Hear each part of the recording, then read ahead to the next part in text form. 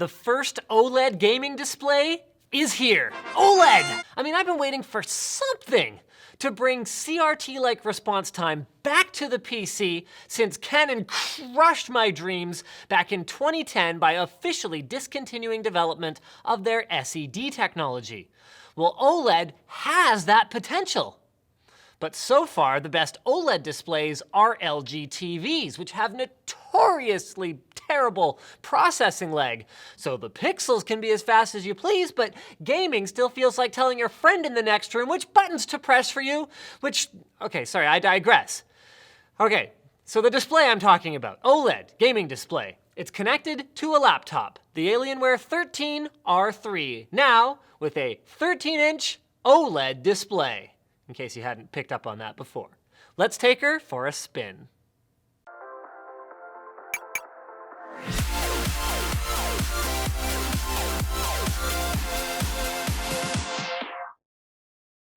Corsair's ML fans feature magnetic levitation technology and custom-engineered rotors to provide a high-performance, low-noise experience. Learn more at the link in the video description.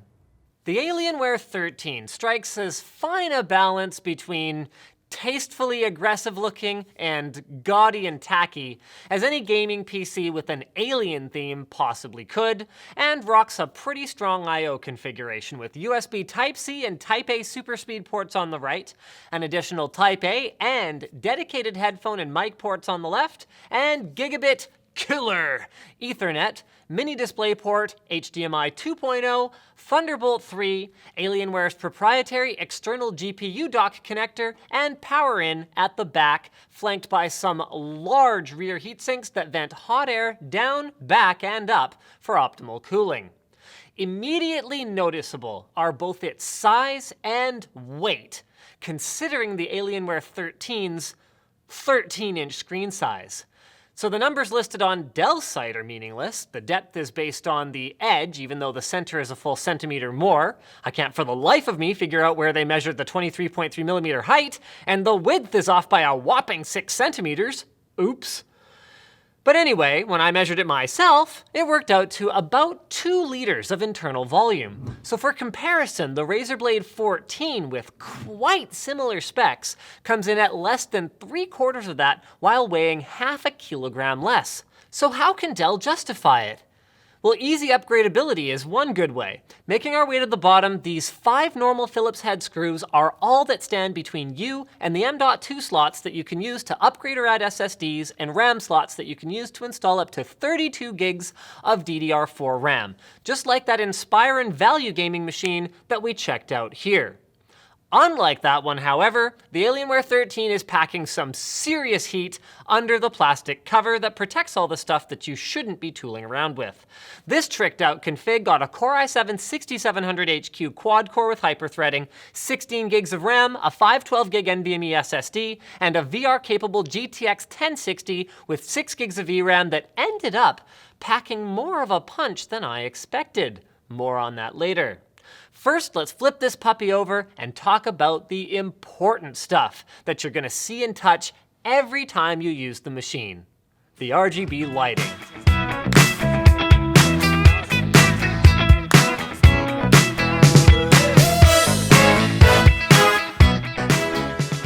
There are 9 lighting zones, including, this is the first time I've seen this one, an Rgb Trackpad, which admittedly actually looks really cool. Too bad its functionality could be improved. It does track accurately and feels very responsive to the touch, but I found it a bit small, and I found the chin of the laptop combined with the depth of the clicky buttons below made them a little bit awkward to use. Fortunately, the keyboard is mostly good news. Typing experience-wise, it's not the best that I've used, but it's far from the worst. The layout is very good with full-sized arrow keys, and the long travel distance and reassuring tactile feel were great for gaming. On top of that, for a small device, it feels surprisingly not cramped. Maybe because Dell ended up stashing the speakers on the side of the unit, which I was all geared up to complain about, until they totally kicked my ass. With solid output volume, which is necessary when using speakers on a gaming laptop, fans, and surprisingly lifelike 3D positional audio. They ended up being a highlight of this machine, along with Windows Hello Presence Detection, which, by the way, is still freaking amazing. But not as amazing as the display. Boy, is it beautiful. So my config has the optional 2560 by 1440 OLED touchscreen monitor that boasts perfect black levels, shockingly vibrant colors, and some other advantages that were like a breath of fresh air for a gamer who grew up on old school CRT monitors. Look at the difference in mouse movement to screen movement response time here. The Blade 14 at about 40 milliseconds at 60 Hz is far from the worst I've seen, but the Alienware 13 is right down around 25 milliseconds, a full screen refresh faster, which only accounts for faster processing time. The pixel response times contribute equally to the perceived clarity and responsiveness of the display because they keep the image looking crisp even during fast camera pans. It is awesome. Which doesn't mean, though, that it's perfect. It suffers from Best Buy TV syndrome a little bit, in that color saturation is off the hook, but with a little bit of tuning of in-game gamma controls, I think you'll find that most of the shadow crushing effects can be countered for an unreal, if a little small, gaming experience. Let's talk performance and usability now. The Alienware 13 scores pretty well here. In spite of the beefed up battery, off-wall life is unexceptional at about 2 hours and change in PCMark's conventional work test, and 1 hour of continuous Crysis 3 gaming, but it runs fanlessly under very light loads, stays much quieter than the Blade 14 under gaming loads, maintains reasonable surface temperatures on both top and bottom while gaming, and manages to do all of that while performing as well as the Blade 14.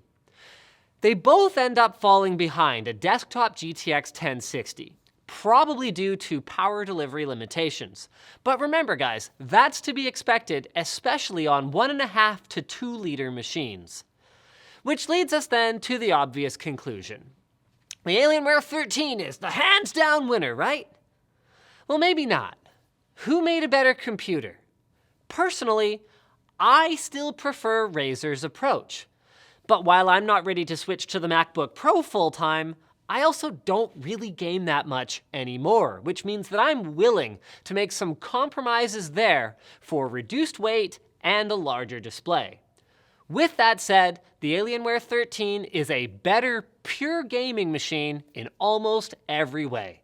The webcam kind of sucks, but the display is better, the keyboard is better, I mean the list goes on. I/O, cooling, noise, I mean heck, even Alienware's external GPU enclosure is cheaper if you want to upgrade your video card down the road.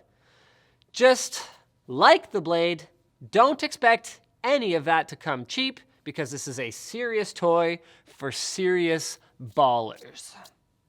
Speaking of serious toys, Tunnel Bear's adorable. It's got these little bears and they like tunnel around. But they're also serious in that they seriously encrypt your connection and make it easy for anyone to browse privately and enjoy a more open and free internet. Yes, my friends, Tunnel Bear is one quick download. You just go to their page and the file actually automatically starts downloading. You install that puppy, you press on, and boom. Tunnel Bear does not log any of your activity, and they conceal your IP and your location from the sites and internet services that you use. You can try Tunnel Bear for free with 500 megs and no credit card required, so you can decide if it's right for you. And if you choose to get an unlimited data plan, you can save 10% by heading to tunnelbear.com/LTT. Thanks for watching, guys. If this video sucked, you know what to do. But if it was awesome, get subscribed, hit that like button, or check out the link to where to buy the stuff we featured in the video description. Also linked in the description is our merch store, which has cool shirts like this one, and our community forum, which you should totally join. Now that you're done doing that, you should watch this video. I forget how I usually phrase that, but that's okay. Bye-bye.